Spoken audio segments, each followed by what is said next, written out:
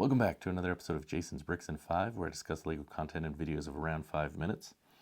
It's time for another weekly LEGO set review, and today we are going to review a set that I've wanted for quite some time. I missed it in the original release. It was around 2016 to 2018 you could pick this up, so it's been just over 5 years now since this has been retired.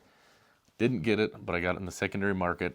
It's a great set, lots of details, I believe. So this review may take a few minutes longer than normal, but I think it's well worth it for this one. So it's set 75827. It's the Ghostbusters Firehouse Headquarters. It's a great set. It originally was $349, but it's much more than that, as we find with any of these great Lego sets once they hit retirement. But let's go ahead and get it built, and then we'll look at it for each of the categories I normally do. Starting with the build experience, the set contains 4,634 pieces and is 1.5 base plates in size. The build has 3 floors, and while the building is not modular, meaning that the floors do not come apart, it is designed so that the sides open to reveal the interior. This is similar to the Home Alone house. The build was enjoyable with little repetition. The instructions come compiled in one single manual, yet the design allows for a tandem build with my wife using the online instructions to build, as it is built in sections, allowing us to each work on parts independently. If you're familiar with modulars and enjoy those buildings, I think you would find the building experience here at least meets your expectations, if not exceeds them. Now, as far as the details and Easter eggs in this set, it is full of them, from both Ghostbusters 1 and 2. They're all of the things you would expect, such as the ecto containment unit, the bell, the desks at reception. On top of that, though, are lots of great details, especially for the true Ghostbuster aficionado. There are 2 printed tiles that are Lego versions of the Time magazine seen in Ghostbusters 1. In the kitchen is the dancing toaster with slime from the second movie.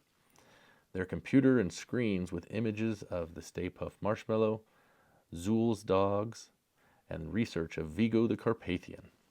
In the lab are the photos of Vigo that spontaneously combust in Ghostbusters 2. Lastly is the functioning fireman pole.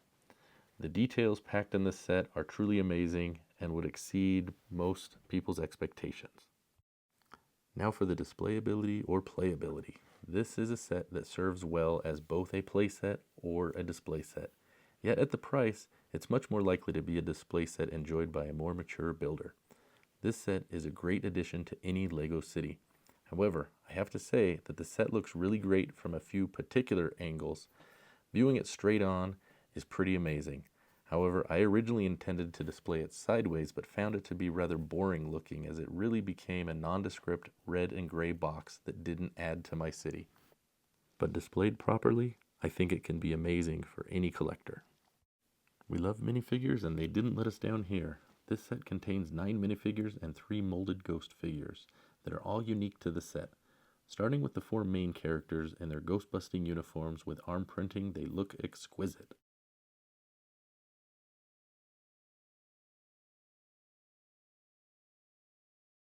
Next we have Dana and Louis Tully in their gatekeeper and keymaster attire. Now both of these figures offer dual face printing, with Louis actually offering a secondary head and an additional hair piece, so you can have either the colander or hair. Then there's the sassy secretary Janine with her glasses and signature sweater vest. The last 2 minifigures are the library ghost from the iconic opening scene, and then there's the ghost taxi driver. This is maybe the biggest miss in the minifigures in my opinion, as this character is only seen for about 15 seconds in the show. I think a minifigure of Zool or Vigo would have been a better option.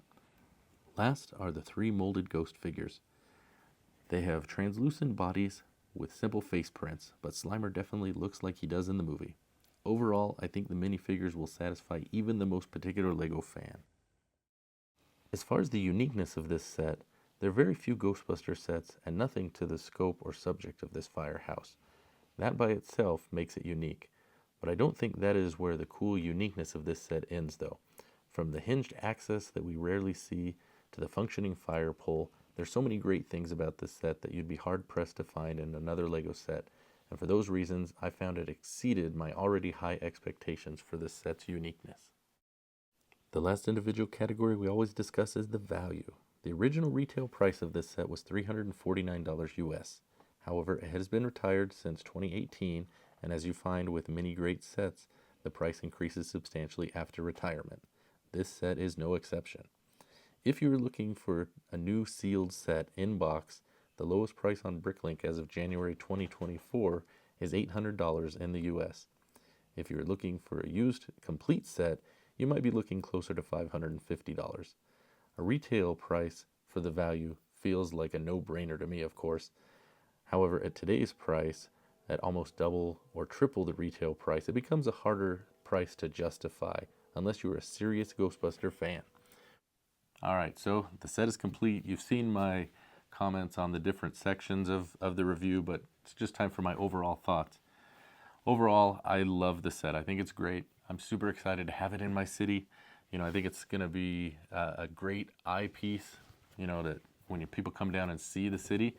But that's the one thing, I guess, probably the biggest, challenge that I've had or a most unexpected item was, if you look at it from the front, it really looks impressive. But if you turn it and you just plan on having your city sideways, it's not really quite the same eye-catching build. So, not all of the buildings are as limiting, I guess. Whereas, you really have to look at it from one angle. And that's probably been the biggest challenge with the set, honestly. That's part of the reason I did my city rebuild was because I wanted to make room for this and get it in there. And I had ideas of how I'd put it in, and when I initially put it in, it didn't look nearly as good as I thought. So I had to kind of reconfigure everything I had intended to do. That being said, it's a great build. Is it for everyone? At the current prices that it goes for, it's really cost prohibitive to a lot of people, and I understand that, right? There's Lego sets at retail that are cost prohibitive. So, something like this that is quite a bit more than its original, expensive price. I can see that being an issue. So, everyone has to make their own decision on that if, that value is there for them. But I'm excited to have it in the city. I was fortunate to be able to trade some items to make it a little bit more palatable to get this in there. So, so that's it. We're going to get that put in the city. Thanks for watching, and we'll see you next time on Jason's Bricks and 5. Happy building!